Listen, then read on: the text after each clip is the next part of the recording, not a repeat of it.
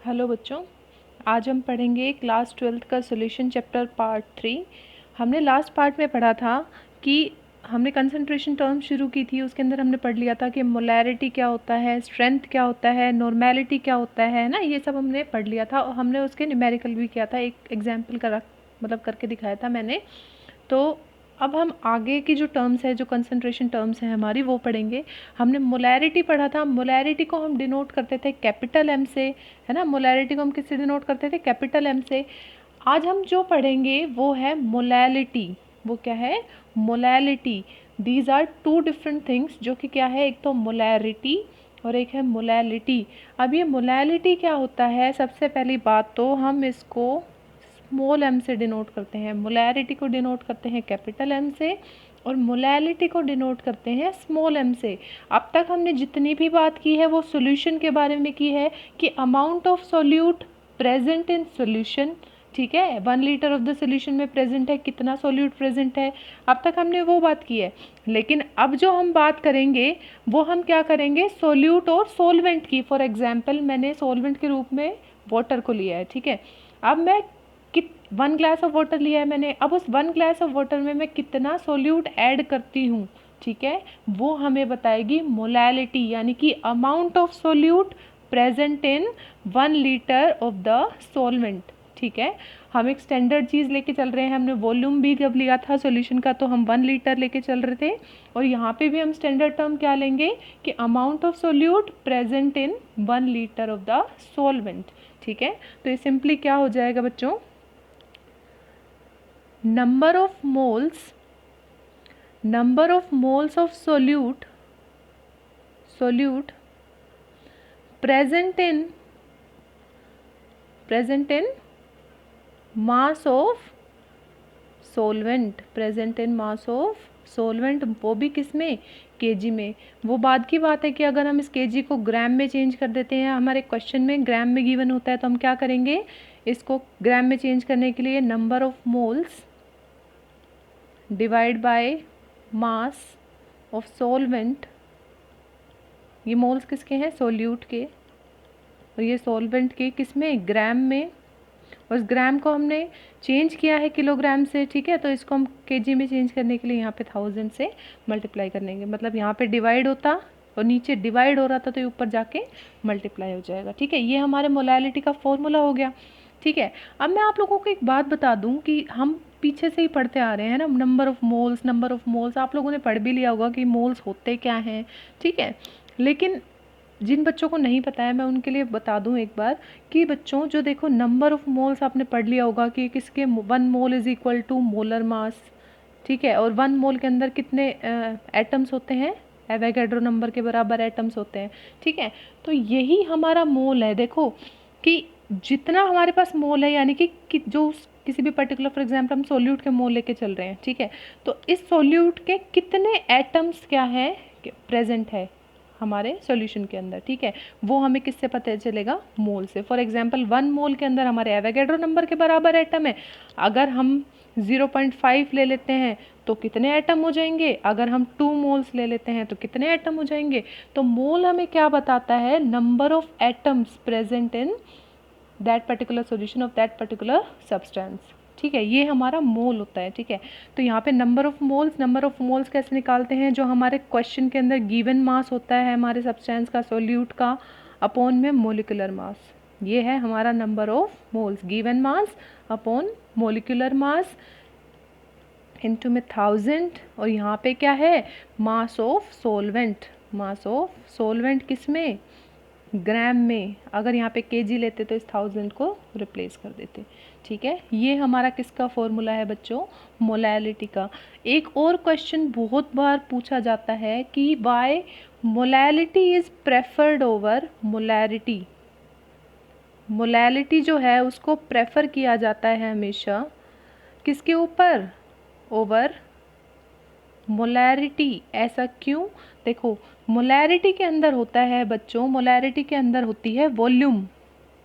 ठीक है, और मोलैलिटी के अंदर होता है मास। ठीक है।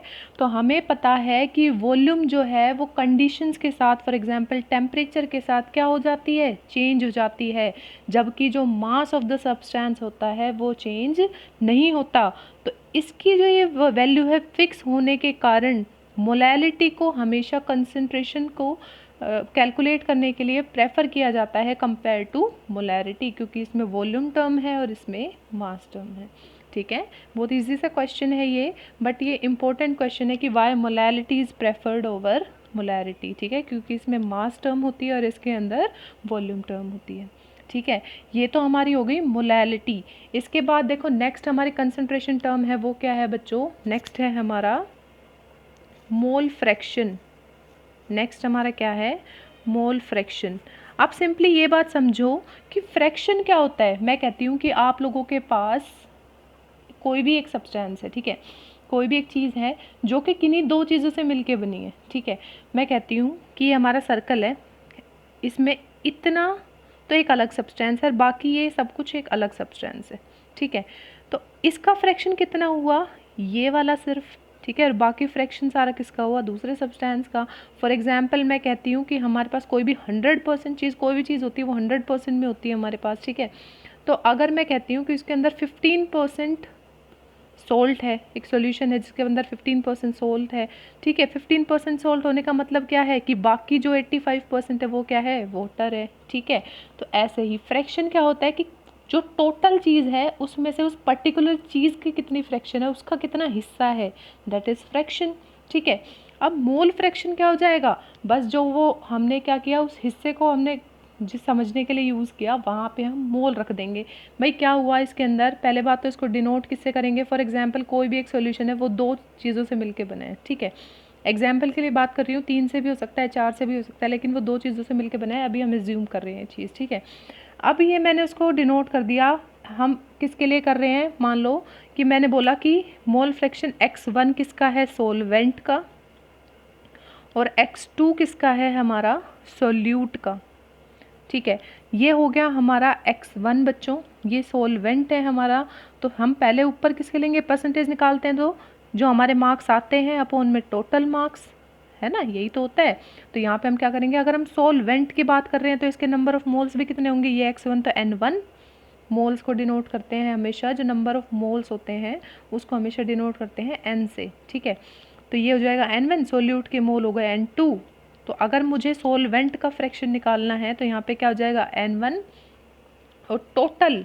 ठीक है, ये तो इसका हिस्सा हो गया सिर्फ सोलवेंट का, है ना, हमें क्या निकालना है, टोटल में इसका कितना हिस्सा है, तो divide by total number of moles, यानी कि n1 प्लस n2।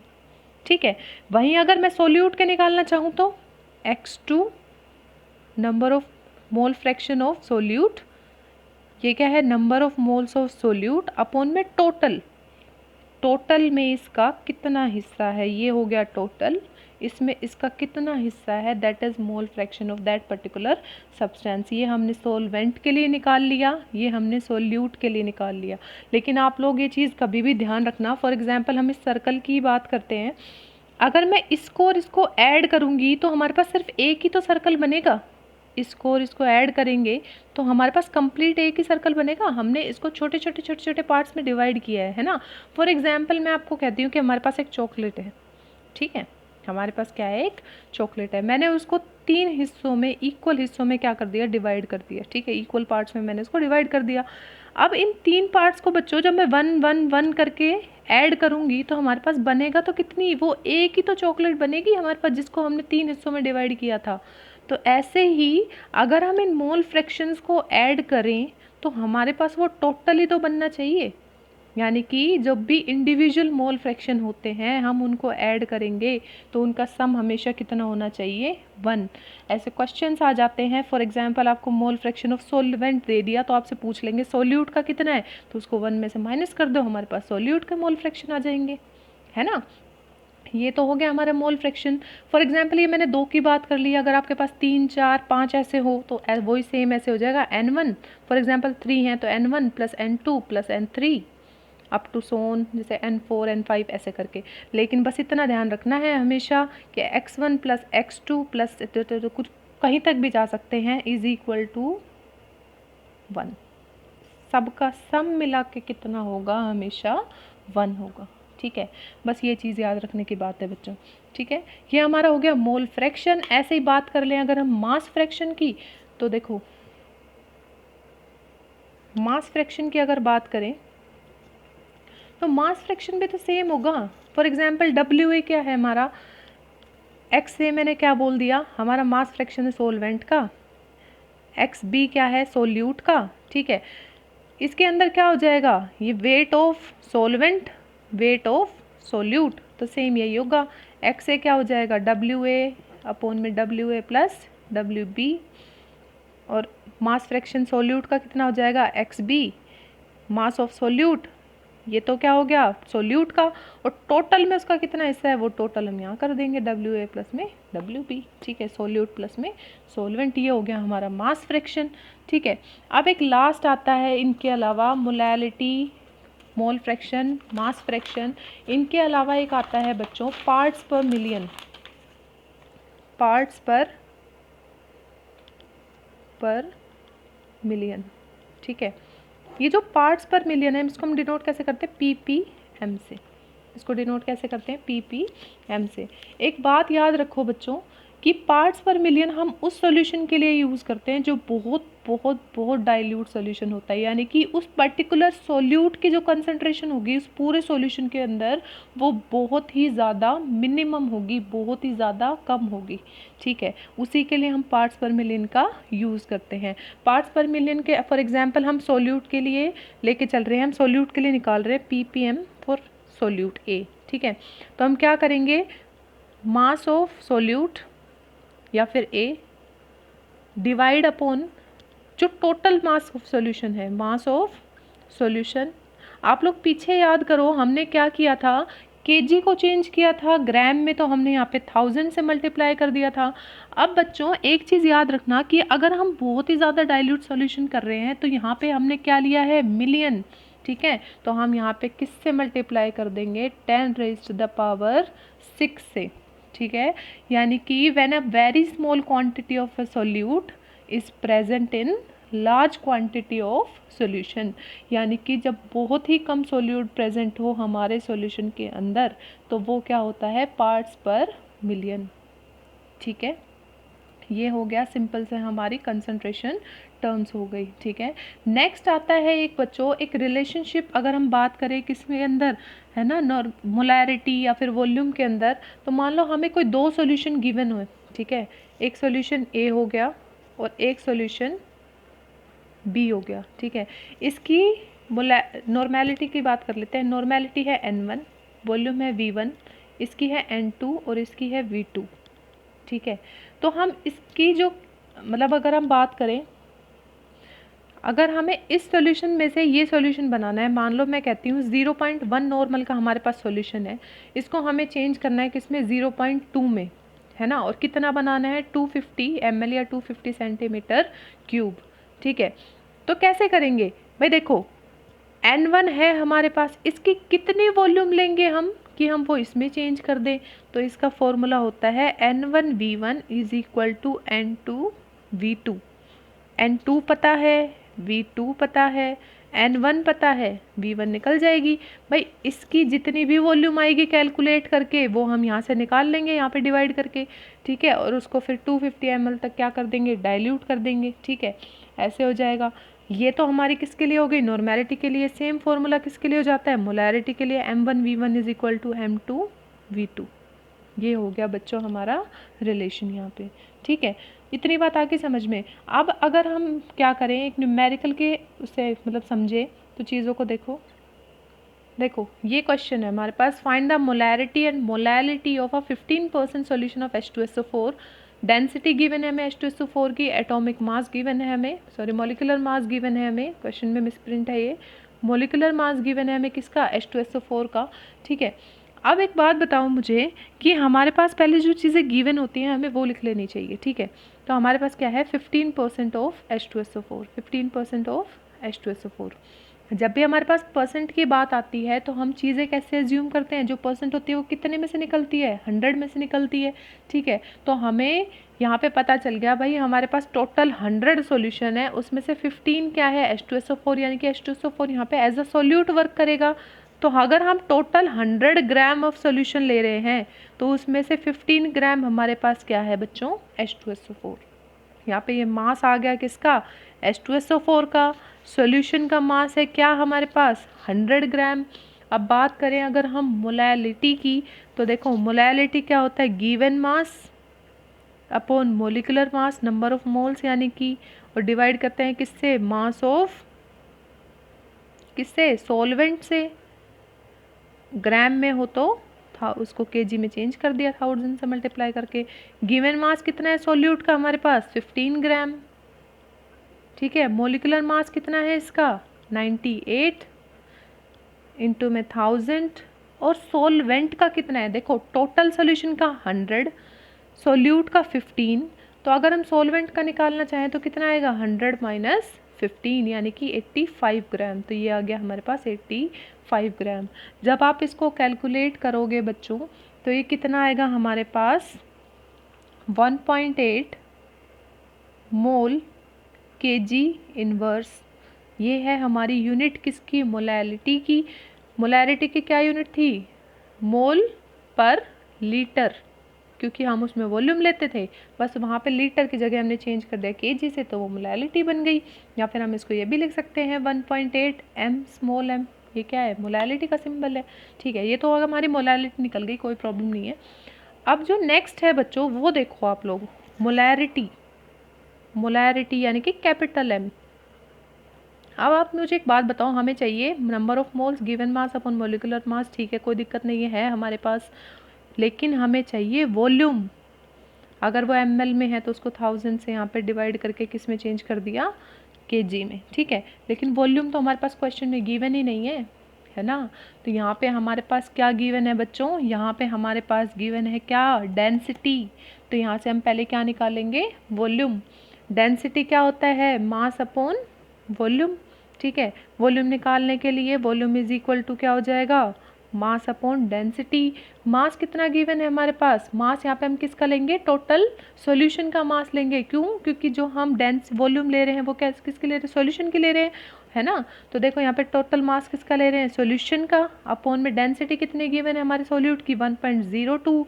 तो जब हम किसको कैलकुलेट करेंगे बच्चों तो ये कितना आएगा हमारे पास, 0.09804 लीटर। कितना आया है हमारे पास, लीटर। अब मोलैरिटी का फॉर्मूला क्या है, given mass upon molecular mass. Given mass कितना है हमारे पास सोल्यूट का, 15। मोलिकुलर मास कितना है, 98। अब हमें यहाँ पे 1000 लेने की नीड नहीं है, क्यों, क्योंकि यहाँ पे हमने क्या लिया है, लीटर में ली है वॉल्यूम। यहाँ पे हमने किससे निकाली है, लीटर में, है ना। लीटर में क्यों निकाली है, अब मुझे कोई बताएगा कि लीटर में क्यों निकली है, बताओ। चलो ये आप लोगों के लिए होमवर्क रहेगा कि लीटर में हमने क्यों कैलकुलेट किए। ठीक है, तो यहाँ पे क्या हो गया, हमें 1000 लेने की नीड नहीं है, क्यों, क्योंकि यहाँ पे लीटर है। ठीक है, तो यहाँ पे क्या आ गया, 0.09804। ठीक है, तो जब हम इसको कैलकुलेट करेंगे तो ये आएगा 1.56 मोल पर लीटर, क्योंकि मोलैरिटी है, या फिर 1.56 कैपिटल M। ठीक है, कोई बात नहीं, हमारा क्वेश्चन हो गया कंप्लीट। लेकिन अगर मैं यहीं आपसे इसी में एक क्वेश्चन ऐड कर दूं बच्चों कि also find normality, also find normality, तो आप लोग क्या करोगे, उसका पूरा फॉर्मूला निकालोगे, number of gram equivalent upon में वॉल्यूम, ऐसे करके पूरा फॉर्मूले से कैलकुलेट करोगे, बताओ मुझे। नहीं, मैंने जब आप लोगों को नॉर्मेलिटी पढ़ाया था, मैंने आप लोगों को पढ़ाया था क्या होती है नॉर्मेलिटी। नॉर्मेलिटी होती है मोलैरिटी इंटू में एसिडिटी, अगर बेस है तो, अगर एसिड है तो बेसिसिटी, ऐसे। ठीक है, अब मोलैरिटी हमारे पास कितनी निकल के आई है, 1.56। H2SO4 है, एक एसिड है, तो बेसिसिटी कितनी है, उसके पास कितने आयनाइजेबल हाइड्रोजन है, 2 हाइड्रोजन, तो उसकी बेसिसिटी कितनी हुई, 2। ये हमारे पास डायरेक्ट फॉर्मूला है क्या, नॉर्मेलिटी को कैलकुलेट करने का। जो भी आपका आंसर आएगा वो हमारी क्या हो जाएगी, नॉर्मेलिटी। ठीक है, अगर आप लोगों को इसमें कहीं पे भी कोई डाउट हो तो आप लोग मुझे कमेंट सेक्शन में पूछ लेना, थैंक यू सो मच।